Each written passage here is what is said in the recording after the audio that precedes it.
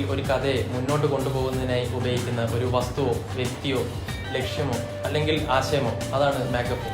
American സംവിധായകനായ Alfred ഹിച്ച്കോക്കും അദ്ദേഹത്തിന്റെ സുഹൃത്തും തിരക്കഥാകൃത്തുമായ ആംഗസ് മക്ഫെയിലും ചേർന്നാണ് മാക്ഗഫിൻ ആദ്യമായി പ്രചാരത്തിൽ കൊണ്ടുവരുന്നത്.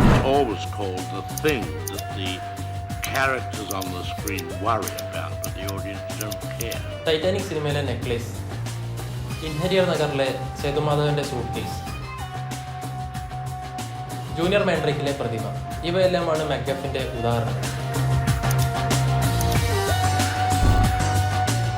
ഈ മാക്ഗഫിൻസ് എല്ലാം കഥയെ മുന്നോട്ട് കൊണ്ടുവന്ന ഫാക്ടേഴ്സ് ആണ്.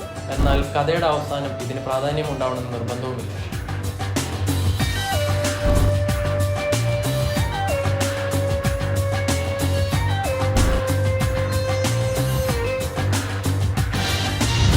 ഇതല്ല, ഇതിൽ കൂടുതൽ അറിയാം സിനിമയുടെ ഭാഗമായിക്കൊണ്ട് തന്നെ.